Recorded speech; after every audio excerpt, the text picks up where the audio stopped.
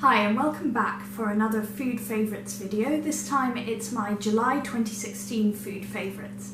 This video is a little bit later than I would have liked because my camera was being repaired, but I did have a couple of things I wanted to share, so I'll just get on with it now.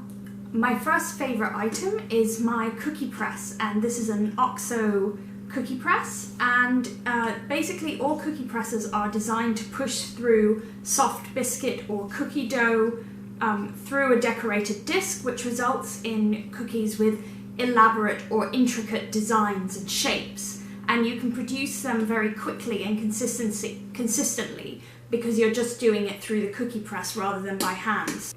My mum and I used this for the first time together, and we had so much fun making the biscuits and then decorating it, and also figuring out how to use this because we didn't realise at first that you're meant to, when you punch out the cookies, do it straight onto the baking sheet, not leaving a gap, a bit like this as if my hand were the baking sheet.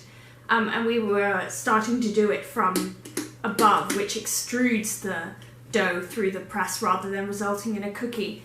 So that was loads of fun.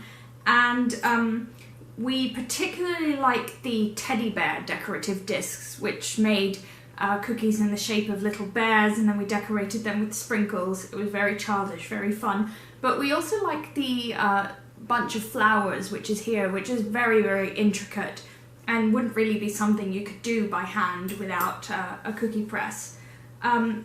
The OXO cookie press also comes with quite a few decorative discs, such as a Christmas tree and a snowflake, which would be absolutely perfect for Christmas and would make beautiful gifts. So that's the OXO cookie press, and it's loads of fun, produces lots of really beautiful biscuits really, really quickly, and I think would make for a great afternoon of cookie baking, especially with kids, but obviously adults can enjoy it too. It really took me right back to my childhood, even though I didn't have one of these when I was a child.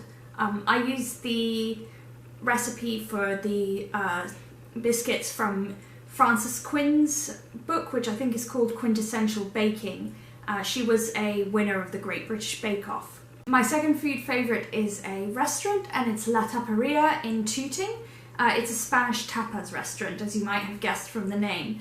It's just a really nice, friendly neighbourhood restaurant. It's absolutely tiny. In fact, I think it used to be a florist. But is really pretty tiles. It has only a few tables, but the vibe is really casual, friendly, relaxed, and it's got a good range of classically rendered, tasty Spanish small plates. You know, things you would expect, such as chorizo and red wine, patatas bravas, and so on. It's nothing groundbreaking, it's just really tasty food, and it's a lovely atmosphere for lunch, really casual and relaxed, and it's such a treat to have restaurants like this in southwest London, or deepest, darkest southwest London, as I call it. It's just a great place to have a bite to eat, and I really enjoyed it there. My next favourite item is cherries, and I absolutely love cherries and look forward to the start of the cherry season every single year. I particularly look forward to the arrival of picota cherries, which are available from Sainsbury's in packs costing about £1, so it's really cheap, and they kind of herald the start of the cherry season. They're available from June, and picota cherries are sweet with a tiny bit of tartness, and they're quite firm and crunchy, which I really enjoy, and they're quite small. And they are available for about 5 weeks, and I think they're available earlier than British cherries. They've got a protected denomination of origin certificate, the picota cherries, and only cherries grown in a particular geographical area within the valley of the Jerte can be called picota. I think they're really delicious. Currently in the shops, they have been replaced by British cherries, which tend to be a bit larger, sweeter, and slightly softer than picota cherries. They are also a little bit more expensive, but they are delicious. I love cherries. I would eat them all year round if I could, but they are seasonal, so I don't. I don't tend to go for the ones which have been imported over a very long distance, because I just don't find that they taste as good as they do when you wait for them. and really anticipate them. So cherry season will be drawing to a close, so I would really take advantage of them, and I am doing so at the moment. Love cherries, love them from anywhere really. My next favourite is this book, The 10 Food Commandments by Jay Rayner. Jay Rayner is a journalist and restaurant reviewer for The Observer. He's quite famous in the world of food, very well known. And this book is a very short set of polemical essays about food, presented as commandments for eating in the 21st century. This book is a really enjoyable read, but it's definitely not a case of agreeing with everything Rayner says, but it's a way of thinking about food, and it's very entertaining.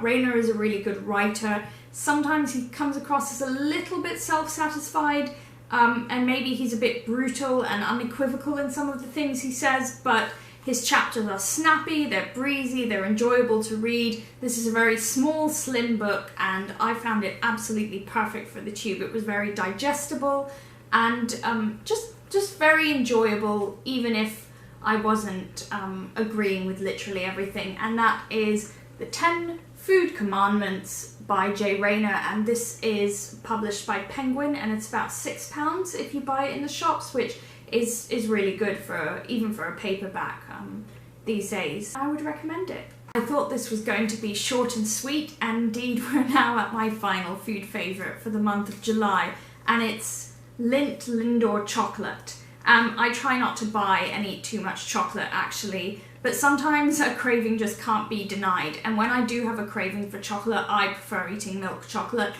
I do sometimes try and brazen it out with a square or two of dark chocolate like people say you should, but I don't actually find that dark chocolate is as satisfying as people say. When you want creamy, rich, sweet milk chocolate, dark chocolate usually isn't going to do it for you. Lindor truffles are some of my favourite chocolates that you can buy in the supermarket, and this bar was on offer, so I just snapped it up. And I don't really know what to say about it other than that it's absolutely delicious. It is sweet, obviously, it's milk chocolate, it's very creamy, it's absolutely melt in the mouth, and in the middle of each square is this soft truffle interior, so you have the kind of slightly crisper outside of the chocolate and the molten centre, and it's so delightful. The textural contrast is fantastic. It is a treat, obviously, but I find it well worth eating. I think it's so delicious, and it's currently on offer in Sainsbury's as well. So definitely check this out. Lindor chocolate is really, really nice generally, and this is a step above Cadbury Dairy Milk because of the fun molten centre, even though I really do like Cadbury's Dairy Milk as well. Not dissing. So that's Lindt Lindor chocolate. And those were my food favourites for the month of July. As I said, really short and sweet, and hopefully my August food favourites will be here a little bit sooner than the July favourites because we're almost at the end of August. Thanks so much for watching, and see you next month. Hi and welcome back for another food favourites video. This time it's my July 2016 food favourites. This video is a little bit later than I would have liked because my camera was being repaired, but I did have a couple of things I wanted to share, so I'll just get on with it now.